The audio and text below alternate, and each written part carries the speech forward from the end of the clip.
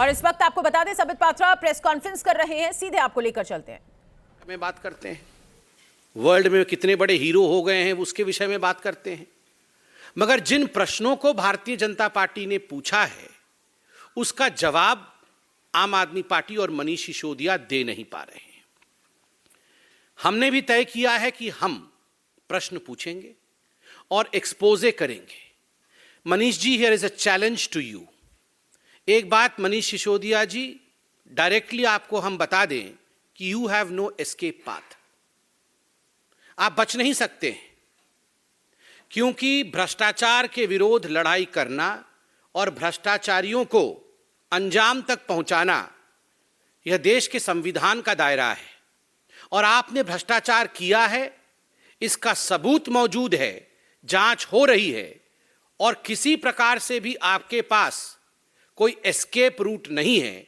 इसलिए आप इधर उधर की बात ना करिए, जो प्रश्न हम पूछेंगे उसका जवाब दीजिए। मनीष जी, क्या यह हकीकत नहीं है कि जब दिल्ली एक्साइज पॉलिसी आप लेकर आए थे उससे पहले एक कमेटी गठित की गई थी। कमेटी ने एक रिपोर्ट सबमिट किया था और यह कमेटी में 3 सदस्य थे। The composition of the committee being Shri Ravi Dhawan, जो उस समय तत्कालीन कमिश्नर एक्साइज के थे GNCTD के, और श्री संजीव कुमार डेप्यूटी कमिश्नर, और Shri Anand Tiwari additional commissioner trade and taxes GNCTD। और ये रिपोर्ट सबमिट किया था कमेटी ने। ये रिपोर्ट आज हम लेके आए हैं आपके सामने। जैसे मैंने कहा, हम कोई इधर उधर की बातें नहीं करेंगे। रिपोर्ट में प्रपोजिशन क्या था, इस रिपोर्ट में बहुत अध्ययन करने के बाद ये जो कमेटी एक्सपर्ट्स की बनी थी, इस कमेटी ने क्या प्रस्ताव रखे थे और क्या मनीष सिसोदिया जी आपने उन प्रस्तावों को माने थे या उन प्रस्तावों को आपने दरकिनार किया था। आज सवाल जवाब उसी पे होगा।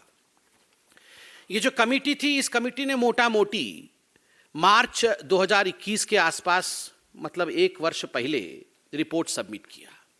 और इस रिपोर्ट में जो साधारण बात थी, जो मोटा मोटी बात थी, वो यह थी कि केजरीवाल सरकार, आपसे हम गुहार करते हैं, ये जो एक्साइज पॉलिसी आप लेकर आ रहे हैं, बेहतर होगा कि जो होलसेल का काम है, ये होलसेल का काम सरकार अपने पास रखे, इसे प्राइवेटाइज नहीं करे, क्योंकि उससे आप सबसे ज्यादा एक्साइज कमाएंगे और सबसे ज्यादा प्रॉफिट जो है वो राज्य सरकार को होगी। तो होलसेल किसी को मत दीजिएगा, किसी प्राइवेट एंटिटी को मत दीजिएगा।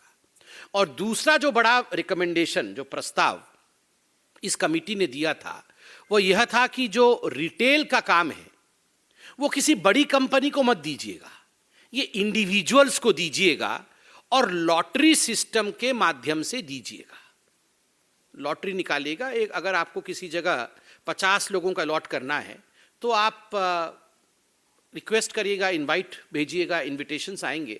100 लोगों का इनविटेशन आता है, 100 लोगों का प्रस्ताव आता है, लॉटरी निकालिए, उसमें से 50 लोगों को आप दे दीजिए, इंडिविजुअल्स को देना है। तो 2 मुख्य रिकमेंडेशन, होलसेल का काम मनीष जी आप सरकार के पास रखिएगा, प्राइवेट को मत दीजिएगा। और दूसरा, जो रिटेल का काम है वो इंडिविजुअल्स को दीजिएगा, बड़ी कंपनी को नहीं दीजिएगा। मैं उसको अब तकनीकी भाषा में जो लिखा है वो भी पढ़ के सुना देता हूं।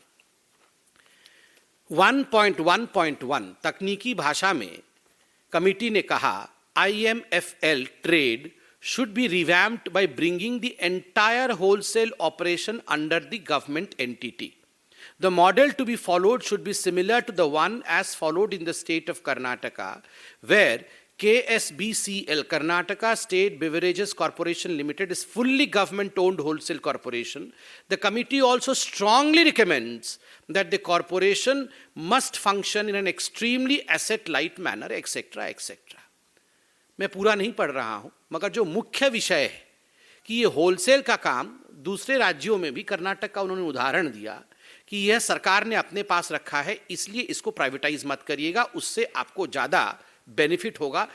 It should be under the government entity. Manish ji, प्रश्न नंबर 1, क्या आपने इस रिकमेंडेशन को, जो कमेटी ने रिकमेंडेशन दिया था, उस रिकमेंडेशन को आपने माना? क्या होलसेल का काम आपने सरकार के पास रखा? नहीं रखा। आपने इसे प्राइवेट प्लेयर्स को दिया और उसके कारण बाद में जो हुआ वो हम सब जानते हैं।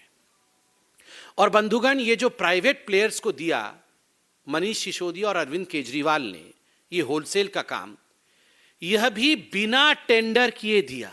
कोई टेंडर प्रोसेस फॉलो नहीं किया, बस यारों को दे दिया। रेबड़ी बट रही थी, तुम मेरे यार हो, ये ले जाओ। तो बीजेपी और आम आदमी पार्टी में आपको बता दें कि जुबानी जंग तेज हो गई है। संबित पात्रा यहां पर प्रेस कॉन्फ्रेंस करते हुए और सीधे तौर पर आम आदमी पार्टी को, मनीष सिसोदिया को और सीधे तौर पर अरविंद केजरीवाल को यहां पर घेरते हुए दिखाई दे रहे थे।